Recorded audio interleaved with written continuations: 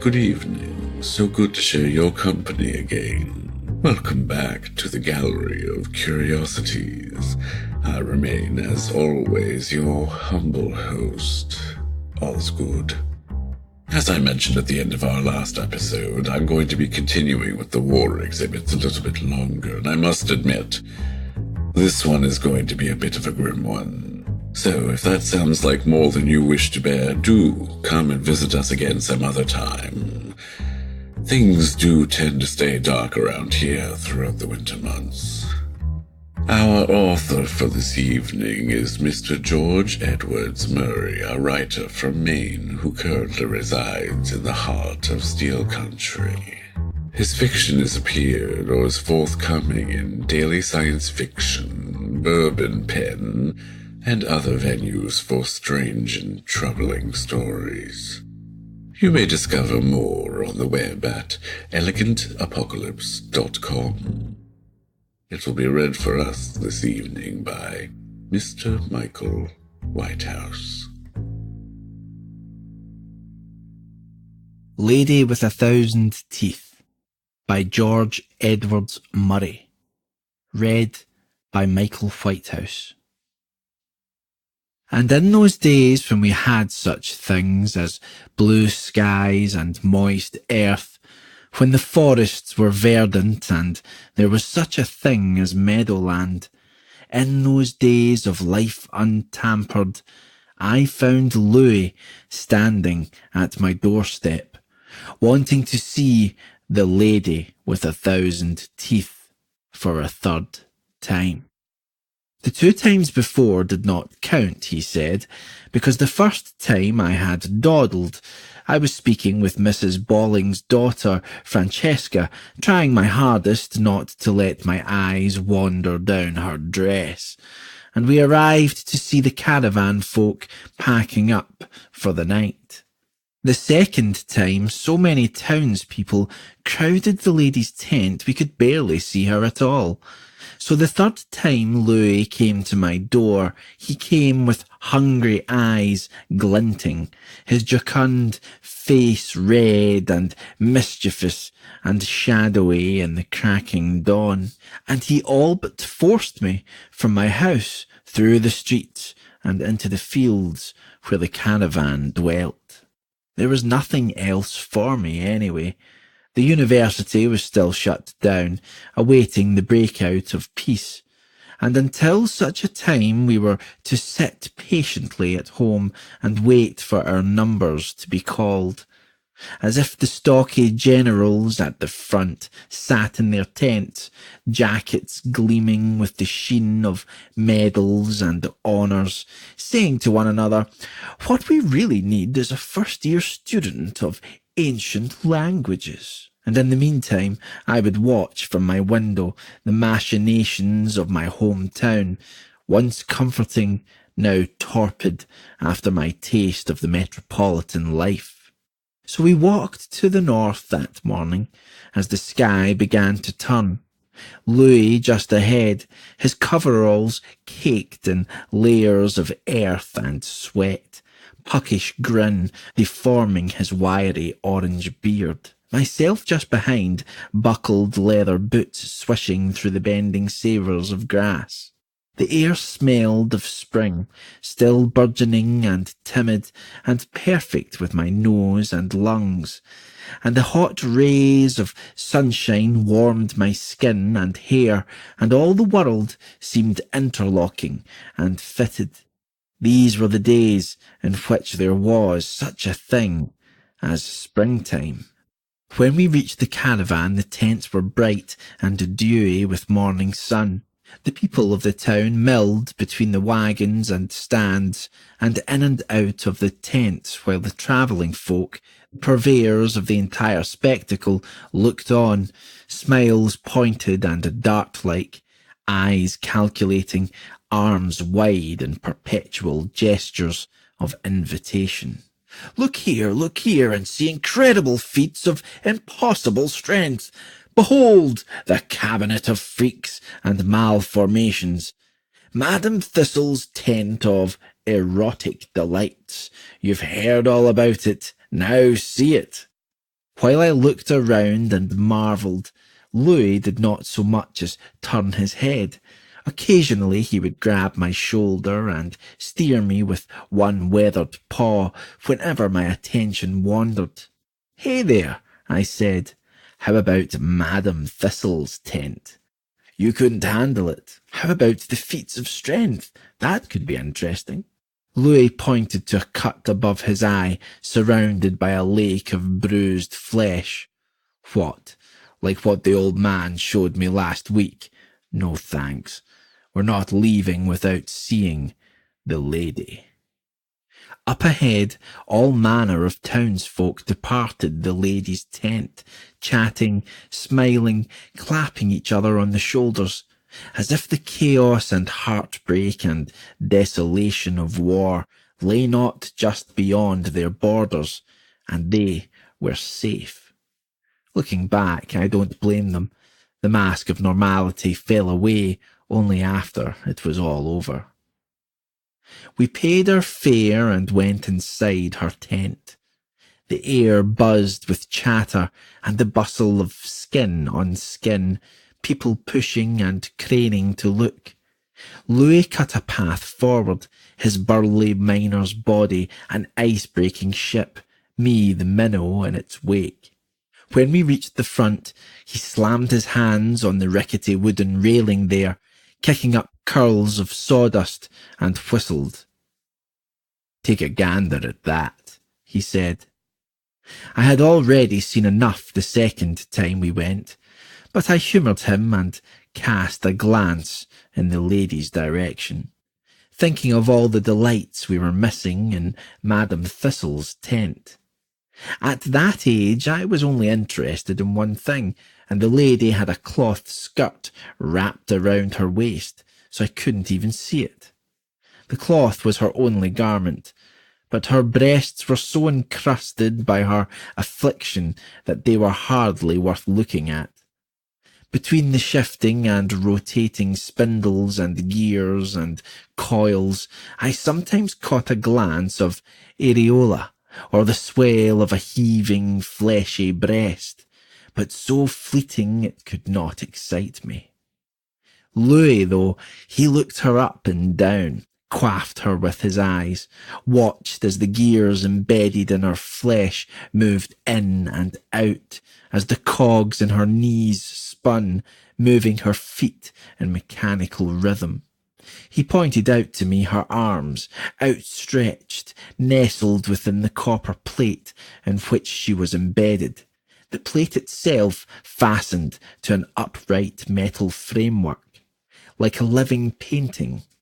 Her limbs dripped with springs and wires and gears, such that she seemed an iron moth, crucified for some unholy collection. We watched as she danced without moving. Her skin swelled and morphed, and the complex machinery passed over it and under it and through it, penetrating it and becoming one with her flesh, a metamorphosing amalgam of woman and machine. When the gears in her neck spun, they parted her dark lips and forced open her jaw. Louis and I stood on our toes to see down her mouth, observing the glistening saliva-covered gears gnashing their teeth in the back of her throat. Lightning bolts of scar tissue ran from the corners of her mouth, where the skin had been stretched from the force of opening, and one of her eyes was a copper gear that twitched clockwise every second or so. The other eye was brilliant blue, like the sky in those days. The townsfolk passed through and gaped, or else laughed, or gasped at her circumstance. Then they moved on, the peculiar clockwork of the lady a forgettable distraction as they ventured outside for other beasts and wonders. Louis made us stay for hours. Throughout the day I occasionally left, wandering among the other tents. I did not muster the courage for Madam Thistle, and when I came back, there he remained. He did not leave to eat. We lingered there until long after the others left, beyond nightfall, until the barker came inside and threw a tarp over her and squawked at us to leave. As we walked back home through the field, now blue with moonlight, and the stalks of grass now crisp with nocturnal coolness, the nighttime insects floating like motes of dust in beams of moonlight, Louis's eyes were aglow. He asked questions I could not answer, about whether she could be removed from her metal prism, about whether she had gears too down there under her skirt. He asked me if I thought she had a heart. I would be more worried about her throat, I said, trying to joke. My stomach was upset. I didn't like to look at the lady with 1,000 teeth. I didn't like seeing how she worked. Her complexity and beauty and uncanniness made me feel like a child. I shuddered when I thought of that one blue eye, vibrant and unblinking in turbulent metal seas. Louis laughed. He punched me in the arm and said, "Don't make jokes outside your element. Everyone knows the women at university won't play the flute without a contract signed in triplicate." We laughed and joked the rest of the night, and he did not mention again the lady with 1,000 teeth, but all during the trek back into town he kept looking over his shoulder to the darkening tents on the horizon. The capital sent an envoy each month, a chipper-faced adolescent in a glittering carriage of silver. The town would gather in the square, thousands of us packed into that space, our feet wedged in the cobblestones for hours as the mayor lectured at length about patriotism and duty. Then the envoy would step to the podium, mauve cloak whirling at his feet. He would read the news from the front, and always it would be a chain of victories, and we would applaud, and then the envoy would read aloud a list of names to join the brave men and women in the battlefield. "So our victories may continue," he would always say. I knew them sometimes. The people called away. It was like watching a dream of my old life, familiar faces placed in the bizarre context of war, given spears and applause. Mr. Miller, the mustachioed butcher with no neck who lived just below me, and Elise, whose last name I had forgotten, who had shifting eyes and wringing hands. She kissed me by the town fountain when we were young. Doreen, some baker's daughter, who sat on her balcony each morning and clucked her tongue in disapproval in the early mornings we went north to the caravan. Each of them hauled on stage and applauded and given armour and a spear and carried away. Every time I prayed, I would hear some proclamation of final victory, or else a ceasefire, anything to reopen the university and take me away from the dull place. Sometimes I prayed he would read aloud my name, just to be free of the place. But the war raged on, and the university remained closed, and I was apparently unfit to conscript. Louis, too, was never called. The organs of war are iron and fire, and both are born of the mines. They needed him working. I thought of this often while perched in my window, one leg dangling above the little street that ran next to my room, that the earth would hide beneath the face of grass and trees, the raw material of our undoing, as if to punish us for penetrating its surface. I now realise that it was not punishment. The trees and grass and animals are a veneer, and fire and violence are the earth's true nature. One day the envoy came with a parade. Military men and women in silken skirts and medals and gleaming pikes. We applauded, and little children wielded swords of wood and tossed flowers plucked from the northern district. When the last cymbal crash echoed through the square and all the soldiers stood at attention, Some wizened magistrate, his face as loose and sagging as his pompous robes, assumed the podium. He assured us of oncoming victory, and bade us look upon our fellow citizens, glorious soldiers all. He lectured about sacrifice and duty and all manner of empty words, and when the time came, unfurled his scroll and ran a hoary finger up and down its length and spoke the names of the men and women who would leave for combat. When he was done, there was silence, and I knew Louis would find me that night. The bottle dangling from Louis's fingers glinted red and ochre in the dying light of sunset.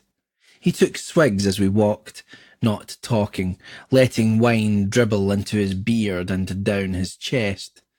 After draining the bottle, he flung it into the field and belched and pointed to the tents up ahead. Maybe they'll let us under her skirt.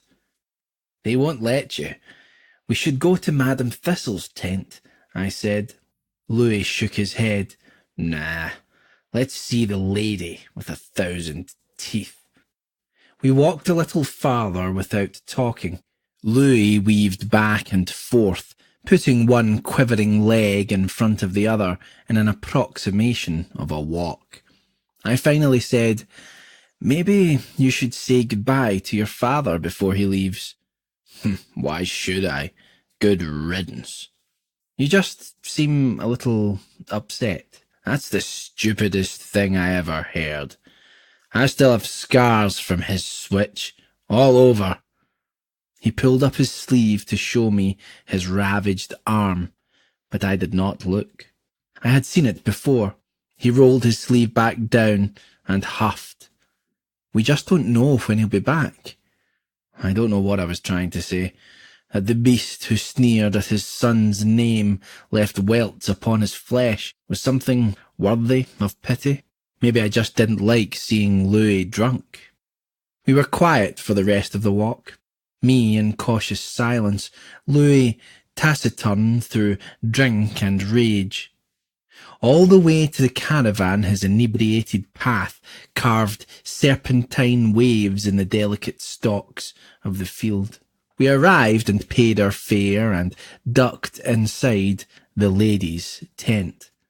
We walked to the front and stayed there, Louis hanging onto the barrier for support, his knees trembling, his whole body rocking back and forth. Few others were there.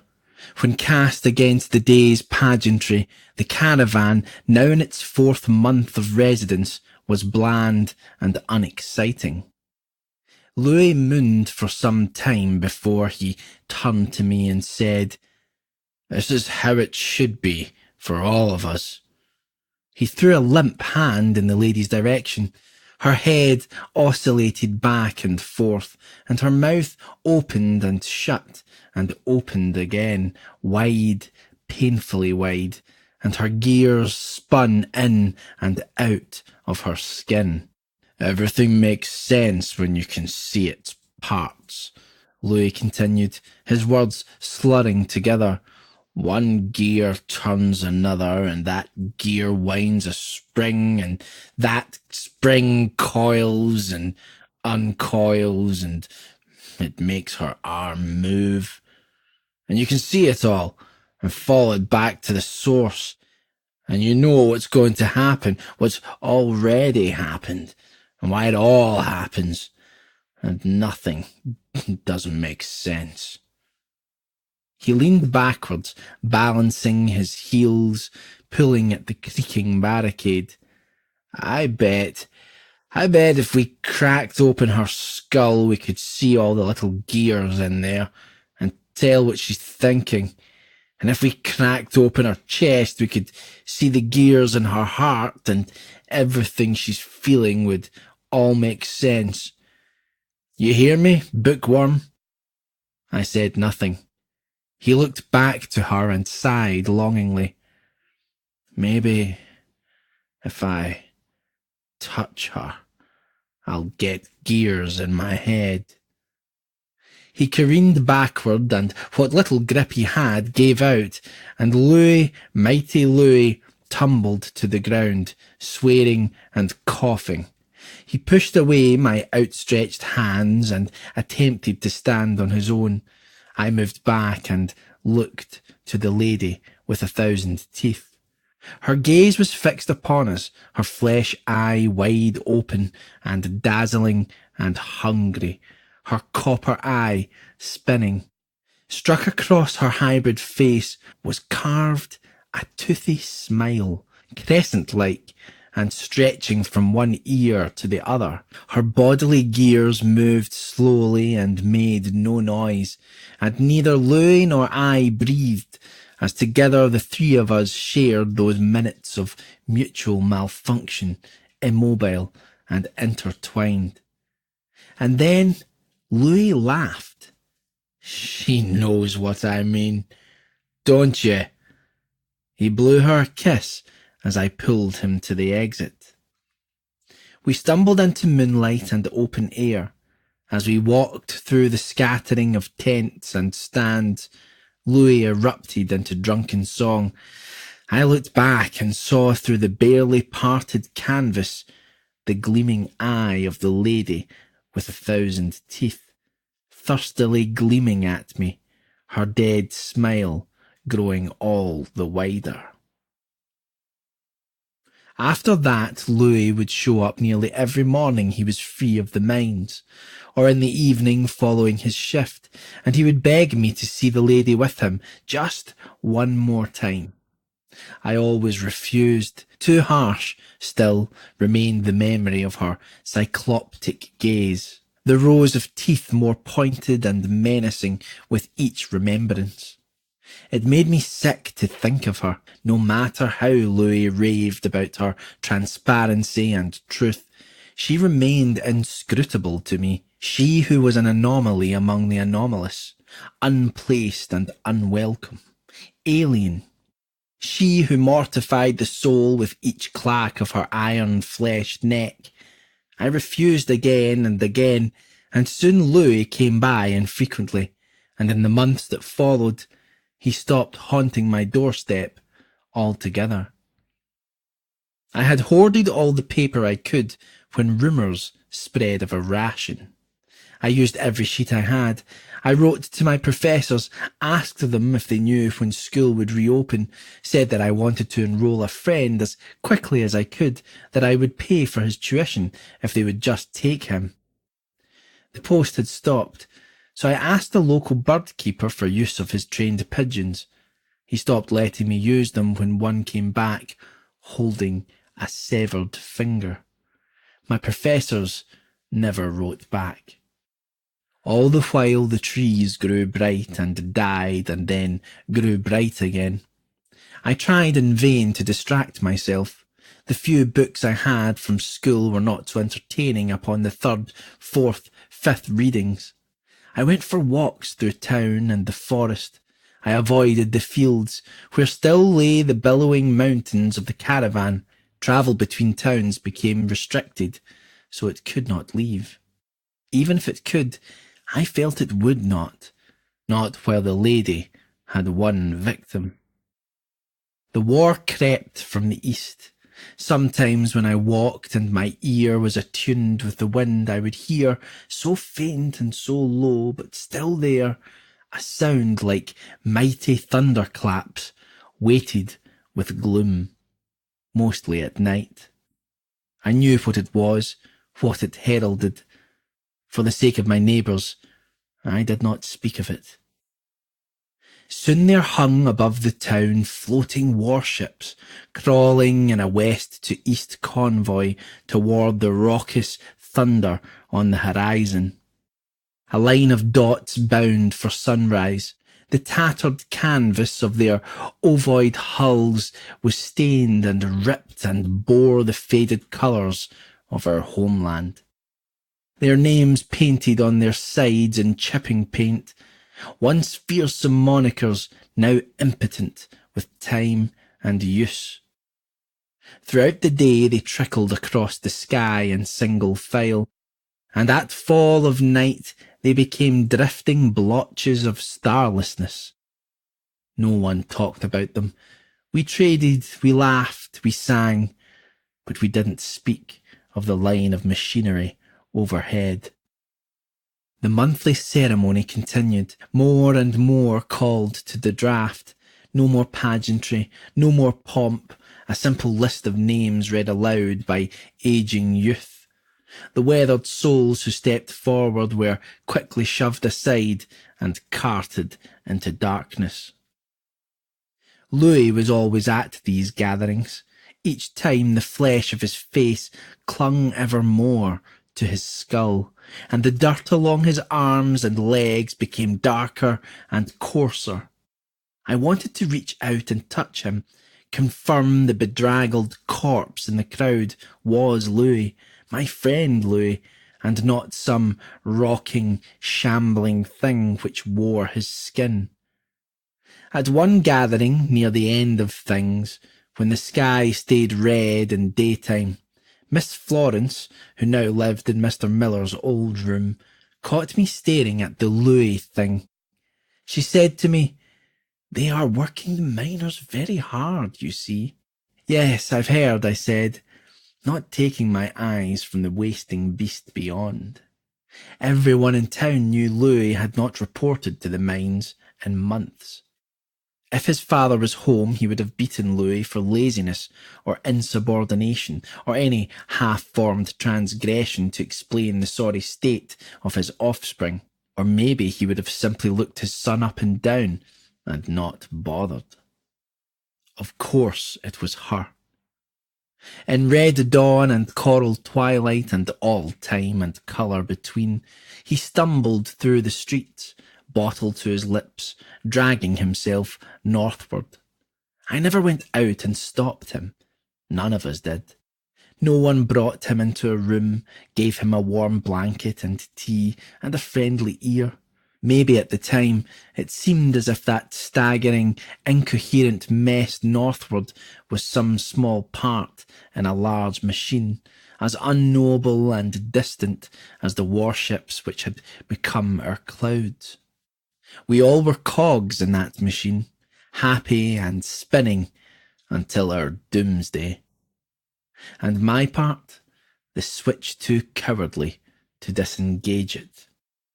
I think that is why Louis continued to attend the ceremony where they culled us for the draft, for hope that someone would switch him off, take him by force to the front, where he might be killed alongside our neighbours, and never again revel in the presence of the clockwork succubus.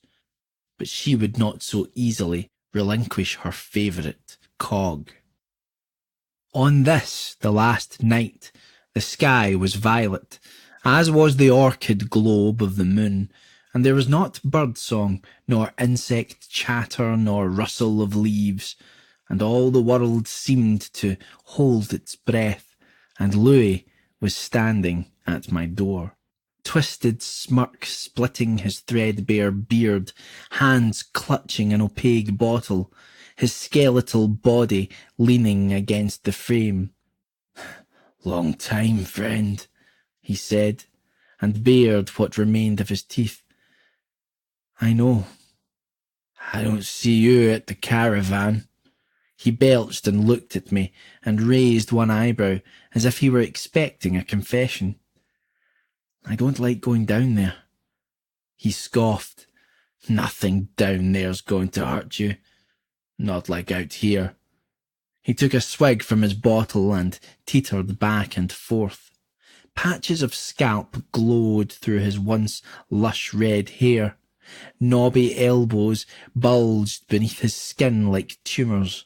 His eyes sat so far back into his skull they were little more than glistening shadows. He looked like a man half-formed, begun by some creator, then abandoned halfway through.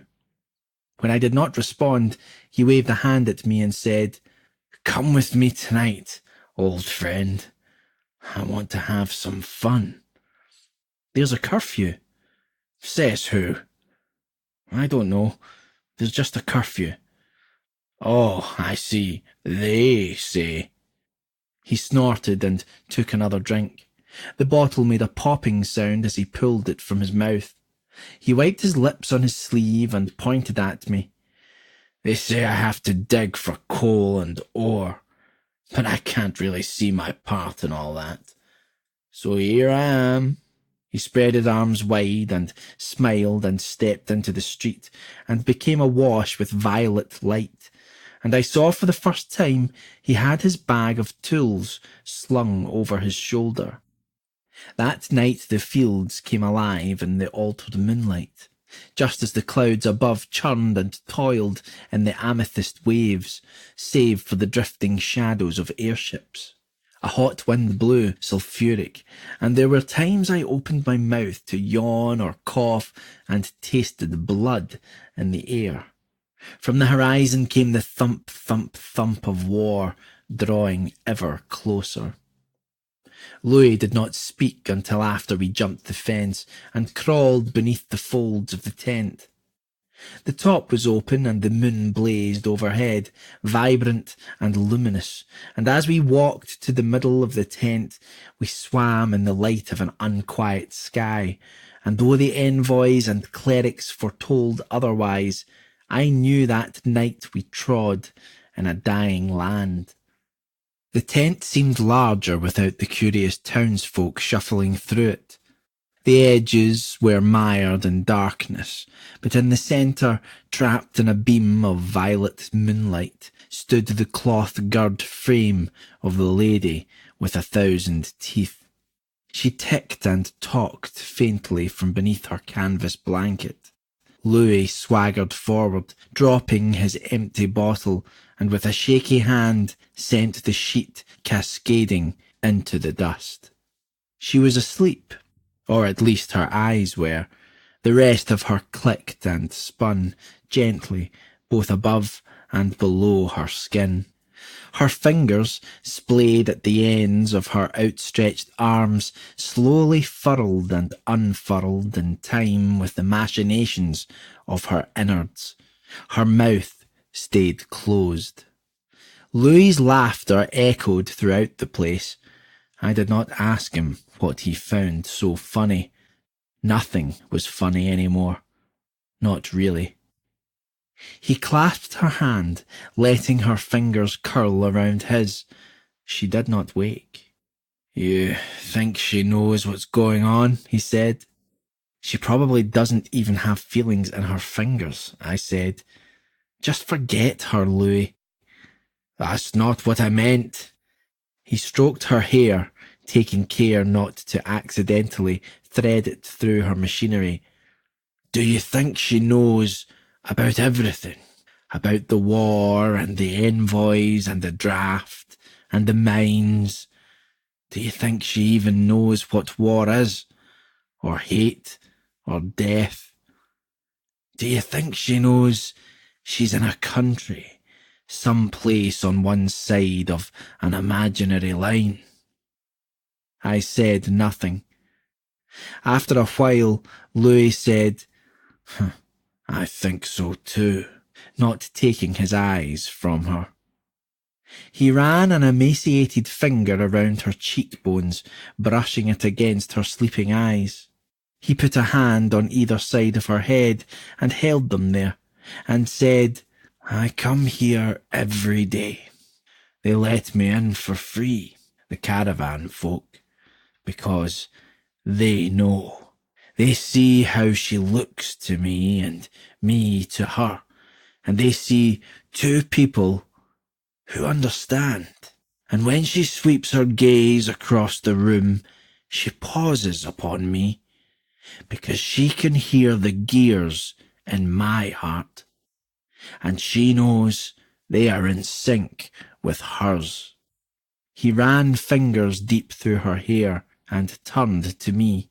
His eyes were wide and deep and twinkled dully in the shafts of moonlight. In that moment I saw nothing of the friend I once knew, of the friend who saw me off to university with playful teasing and jest, who taught me about women and wine. Louis was right. He had gears in his heart. They were not placed by the lady with 1,000 teeth. They were always there. The gears that produced the false romance of the simple life, of the glory of war. The gears of a small town at the edges of a war it knew nothing about, but assumed would be decorous and sweet. The lady with 1,000 teeth did not place these gears. She only bade them spin. The air became frigid. Louis chuckled as the wind whipped against the side of the tent, and the percussive rhythm of artillery grew louder, louder than ever before, like the approach of giant feet, and all the world seemed cast into violence. And at the epicentre was the sleeping lady with 1,000 teeth, her body quietly humming and clicking and turning. From his bag, Louis pulled a wrench. "I need your help," he said, raising his voice over the howl of the wind. "Hold her steady while I undo the frame. Then I'm going to get her out of that metal plate, and she and you and me are going to go somewhere far away, away from the war and university and the mines." He grinned so hard I thought his jaw would break. He tapped his wrench against his palm, waiting for me to step forward, and the cowardly switch did not turn off the machine. When the frame was off, Louis eased her onto the ground, still embedded in her plate, and then set about undoing the corona of rivets which held her there. She stayed asleep, although her cogs receded from Louis's wrench as he circled around, shrinking into her body in waves, the way one draws away from an open flame. When she was all undone and the floor was littered with discarded nuts and bolts and tabs of metal, Louis lifted the plate and heaved it to one side, and there she lay in the dirt, a resting blur, her parts humming and buzzing and spinning round and round. Outside, the thunderous din continued like a heartbeat, and I felt each impact shake the ground beneath my feet. Louis did not notice. He lay down next to her and stroked her face and kissed her unmoving lips, deeply, fully, passionately, the little hairs of his beard caught in her movements. He ran his hands up and down her body, found the unblemished skin and caressed it, and the gears in her neck began to wind a little faster. "Louis," I said. He continued. I looked away. The sight nauseated me. Louis looked like he was being absorbed. When I could stand to look back, I said, "Louis, let's go. Let's go and we can talk. We can even run away, but not with her. With anyone but her." He waved me off, his lips still engaged, and I stepped back. The air was cold, so cold, and the wind howled and flung the tent this way and that. The apocalyptic drumbeat of the approaching conquest, now the metronome of our demise. As the world shook and the poles of the tent buckled and swayed and little pebbles leapt into the air. Louis continued his congress with the lady, his flesh and spirit intertwined with hers, himself unconscious, shut off, mechanical. Her eyes opened. She smiled and slowly roved her eyes down along her body, ending at her skirt. Then she looked to Louis and then to her skirt. In one motion, he slipped his hand under. For a moment, the two stared at each other, into each other, inches apart, chest to chest. Then her mouth snapped open, gears in her neck spinning wildly, and she moaned, deep and menacing and unbroken like a landslide. Louis screamed. He tried to pull his arm from beneath her skirt, but could not, no matter how hard he pulled. The lady's moan continued without a breath or pause, powerful, inhuman. From beneath her skirt came the caterwaul of a million gears whirring to life.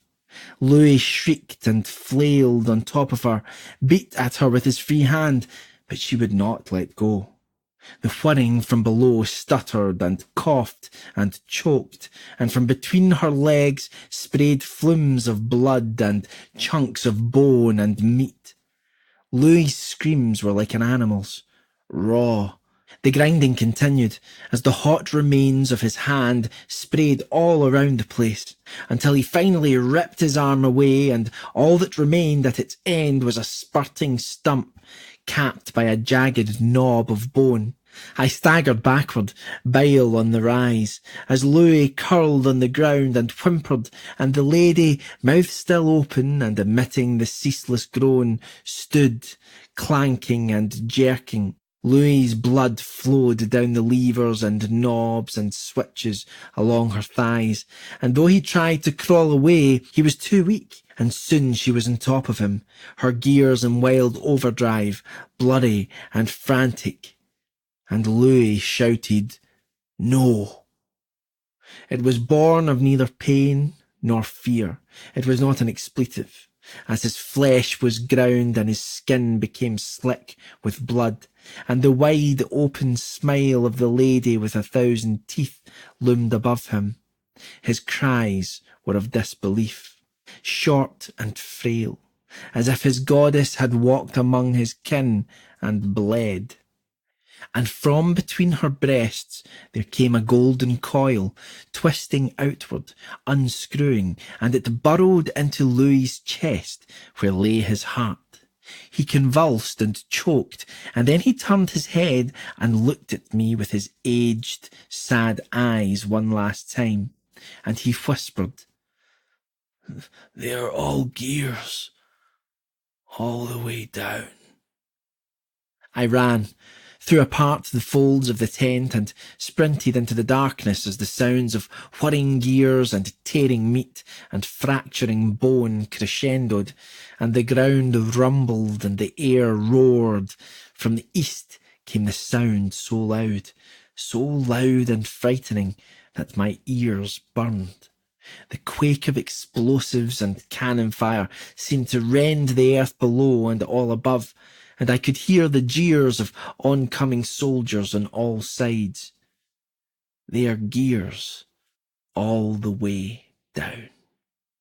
I ran, and the fields smelled of fire, and the horizon was mottled with brilliant flares of crimson and gold.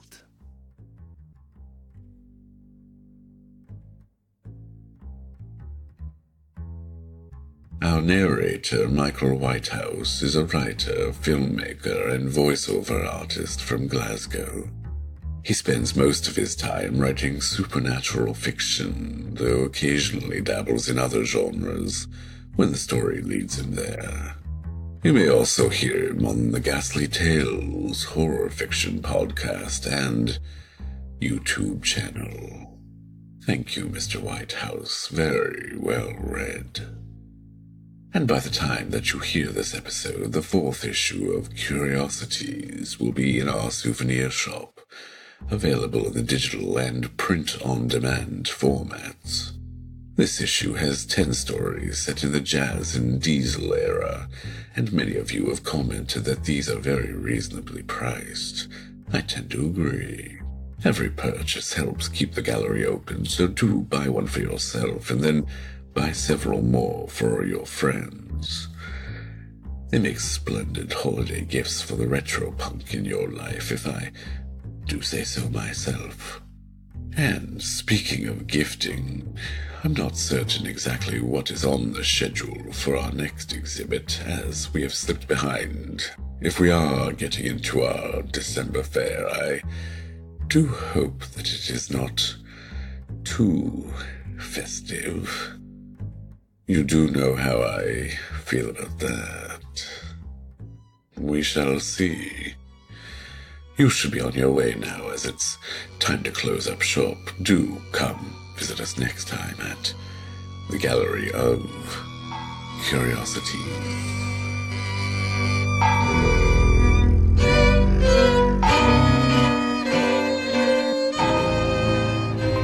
Gallery of Curiosities is produced under a Creative Commons International 4.0 Non-Commercial Attributions No Derivatives license.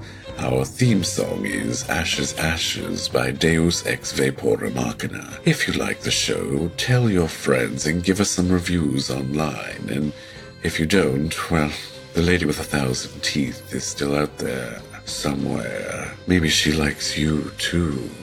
This episode was produced in December of 2018. For full show notes, visit us on the web at gallerycurious.com.